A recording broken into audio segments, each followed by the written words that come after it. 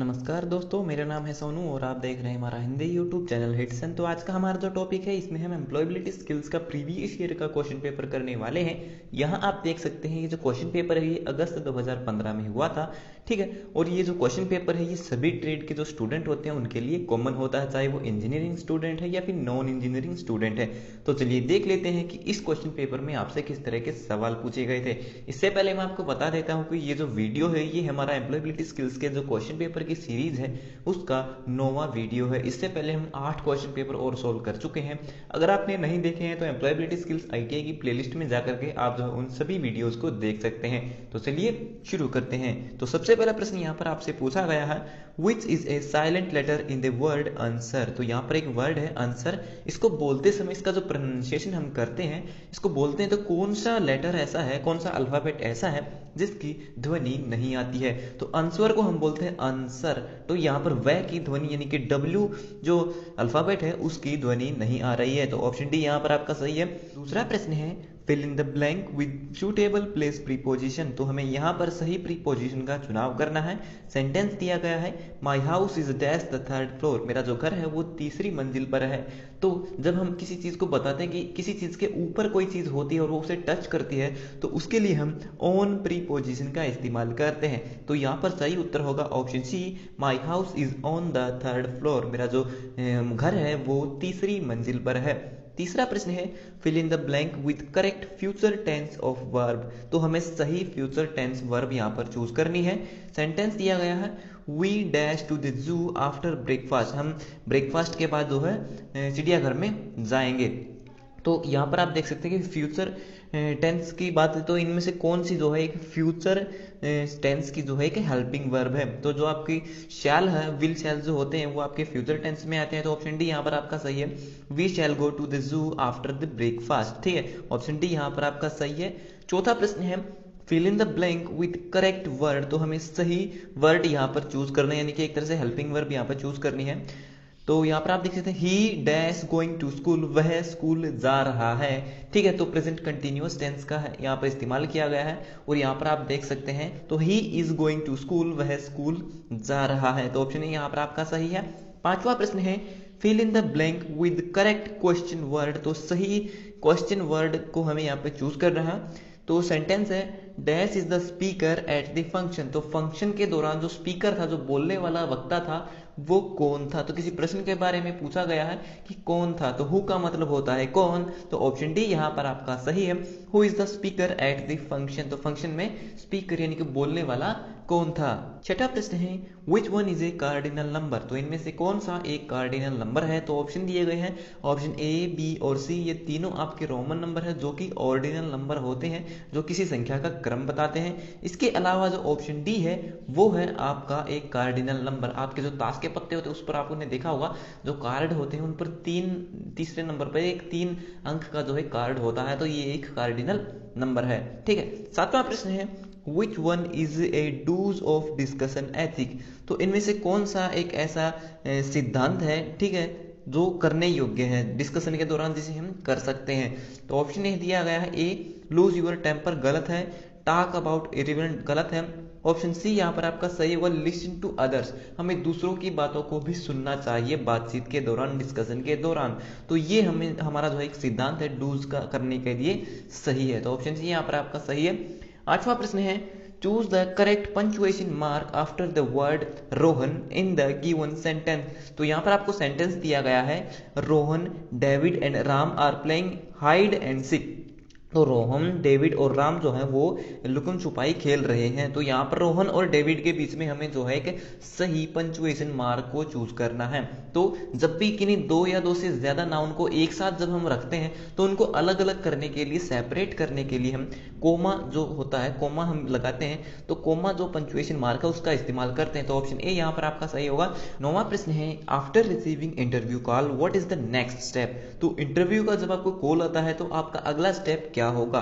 तो ऑप्शन दिए गए, send application letter, prepare the resume. तो ऑप्शन सी यहाँ पर आपका सही है, अपीयर एट इंटरव्यू। अगर आपको इंटरव्यू के लिए कॉल आया है तो आपको इंटरव्यू में उपस्थित होना हम आपका अगला स्टेप होगा, क्योंकि एप्लीकेशन लेटर आपने पहले भेज दिया था, रिज्यूम भी आपने पहले ही भेज दिया था, इसीलिए आपको वहां पर बुलाया गया है। तो ऑप्शन जी यहाँ पर आपका सही है, अपीयर एट द इंटरव्यू। आपको इंटरव्यू में उपस्थित होना, वहां पर पहुंचना है।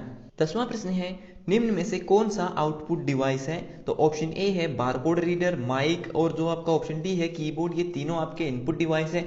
इसके अलावा जो आपका ऑप्शन सी है जो कि एक प्रिंटर है, प्रिंटर एक जो है आपका आउटपुट डिवाइस है, जो कि एक हार्ड कॉपी आउटपुट डिवाइस है। 11वां प्रश्न है, निम्न में से कौन स्टोरेज डिवाइस नहीं है? तो इनमें से कौन सा ऑप्शन ऐसा है जो कि एक स्टोरेज डिवाइस जिसके अंदर हम डेटा को स्टोर नहीं कर सकते हैं? तो जो आपका प्रिंटर है वो एक स्टोरेज डिवाइस नहीं है, वो एक आउटपुट डिवाइस है जो आपके सॉफ्ट डेटा को हार्ड कॉपी डेटा में प्रिंट करके देता है। इसके अलावा जो आपकी वीडियो टेप है, यूएसबी फ्लैश ड्राइव है, जो आपकी यूएसबी मेमोरी होती है, ठीक है। इसके अलावा जो आपका ऑप्शन डी मेमोरी कार्ड है, ये सभी आपके मेमोरी डिवाइस है जिसके अंदर आप डेटा स्टोर कर सकते हैं। 12वां प्रश्न है, एमएस पेंट में कौन सा एक्सटेंशन सपोर्ट नहीं करता है? तो एमएस पेंट के अंदर अगर हम किसी फाइल को लेकर के जाना चाहते हैं, किसी फाइल पर हम राइट क्लिक करके उसको ओपन करते हैं एमएस पेंट के अंदर, तो कौन सी फाइल हम एमएस पेंट के अंदर ओपन नहीं कर सकते हैं? तो जेपीजी की जो फाइल होती है उन्हें कर सकते हैं। डॉक्यूमेंट, तो ऑप्शन जो बी है यहाँ पर आपका सही है, जो फाइल एमएस वर्ड के अंदर हम तैयार करते हैं, डॉक्यूमेंट फाइल होती है, उन्हें हम एमएस पेंट के अंदर ओपन नहीं कर सकते हैं। तो ऑप्शन बी यहाँ पर आपका सही है। इसके अलावा डॉट गिफ और जो आपके डॉट पीएनजी होती है, उन सभी फाइलों को हम जो है एमएस पेंट के अंदर ओपन कर सकते हैं। 13वां प्रश्न है, कट कमांड के लिए कौन सी शॉर्टकट की होती है? तो कट कमांड के लिए शॉर्टकट की होती है Ctrl+X, और पूरे डॉक्यूमेंट को सेलेक्ट करने के लिए Ctrl+A, और उन कंटेंट को कट या कॉपी कर लेते हैं तो उनको पेस्ट करने की शॉर्टकट की होती है Ctrl+V, ठीक है, और कॉपी के लिए होती है Ctrl+C। अगला प्रश्न है, निम्न में से किसे एमएस वर्ड में टाइप करने पर किसी शब्द का समानार्थी शब्द प्राप्त होता है? तो इस प्रश्न का जो सही उत्तर है वो है ऑप्शन ए, जो आपका थीसेरस डायलॉग बॉक्स होता है उसके अंदर जो है हम किसी भी शब्द का समानार्थी शब्द देख सकते हैं, ठीक है। और थीसेरस को ओपन करने की शॉर्टकट की होती है आपकी Shift+F7, और अगर आपको केवल स्पेलिंग चेक करनी है तो उसकी शॉर्टकट की होती है F7, जो कि फंक्शन 7 बटन होता है। 15वां प्रश्न है, फोर्थ रो और फोर्थ कॉलम का निम्न में से कौन सा सेल एड्रेस होगा? तो यहाँ पर आप देख सकते हैं जो आपकी रो होती है और जो आपके कॉलम होते हैं, कॉलम का जो एड्रेस होता है वो होता है आपका अल्फाबेट, और जो आपकी रो होती है उनका जो एड्रेस होता है नंबर में, ठीक है। तो फोर्थ रो और फोर्थ कॉलम का एड्रेस कैसे होगा? तो जो आपका कॉलम का एड्रेस होता है वो पहले लिखा जाता है और रो का एड्रेस होता है वो बाद में लिखा जाता है। तो पहले आएगा आपका यहाँ पर अल्फाबेट और बाद में आएगा नंबर। तो सही उत्तर होगा ऑप्शन सी, डी, जो कि चौथे नंबर पर आता है, चौथा अल्फाबेट है, और चौथा जो कॉलम है, ठीक है, चौथा जो कॉलम है वो 4 नंबर पर आता है। तो ऑप्शन सी यहाँ पर आपका सही है। फोर्थ रो और फोर्थ कॉलम का जो सेल एड्रेस है वो होगा आपका D4, ठीक है। 16वां प्रश्न है, वह कंप्यूटर नेटवर्क जो क्षेत्रीय, राष्ट्रीय और अंतर्राष्ट्रीय सीमा में फैला होता है क्या कहलाता है? तो उसे हम वैन यानी कि वाइड एरिया नेटवर्क कहते हैं, यानी कि जो नेटवर्क जो एक देश से दूसरे देशों तक फैला होता है उसे हम वाइड एरिया यानी कि वैन नेटवर्क बोलते हैं। तो वाइड एरिया नेटवर्क इसका सही उत्तर है। अगला प्रश्न है, निम्न में से कौन सा एक सर्च इंजन है? फ्लिकर, फेसबुक, हॉटमेल या गूगल? तो ऑप्शन डी यहाँ पर आपका सही है, गूगल एक सर्च इंजन है। इसके अलावा ये बाकी की जो वेबसाइट है ये सर्च इंजन नहीं है। 18वां प्रश्न है, इंटरनेट पर होने वाले अवैध कार्यों को क्या कहते हैं? यानी कि इंटरनेट पर जो भी गलत काम होता है, जो भी क्राइम होता है, तो उसे क्या बोलते हैं? तो उसे हम साइबर क्राइम बोलते हैं। तो इसका ऑप्शन डी जो बिल्कुल है सही उत्तर है। 19वां प्रश्न है, निम्न में से कौन सा स्पेलिंग का 3PS है? यानी कि यहाँ पर आपको 3PS की फुल फॉर्म बतानी है।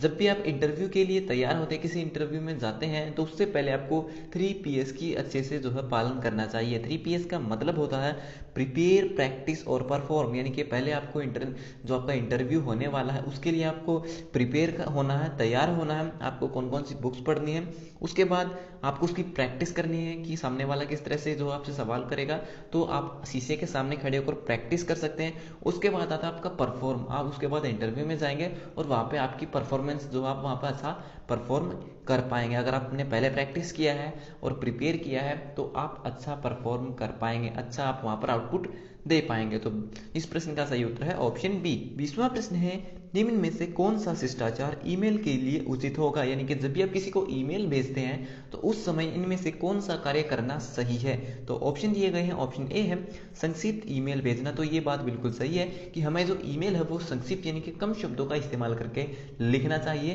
ताकि सामने वाले को पढ़ने में ज्यादा समय ना लगे। तो ऑप्शन ए इसका यहाँ पर बिल्कुल सही है।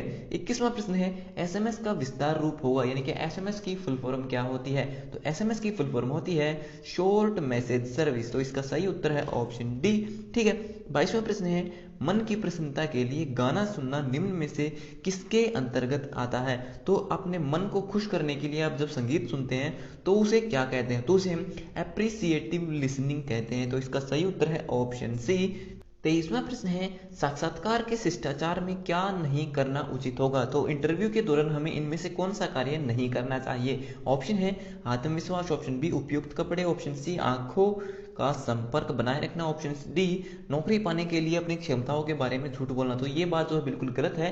ठीक है, नौकरी पाने के लिए हमें इंटरव्यू के दौरान किसी भी प्रकार का झूठ नहीं बोलना चाहिए। 24वां प्रश्न है, किसी कार्य के प्रति निष्ठा कहलाती है? तो इस प्रश्न का जो सही उत्तर है वो है ऑप्शन बी।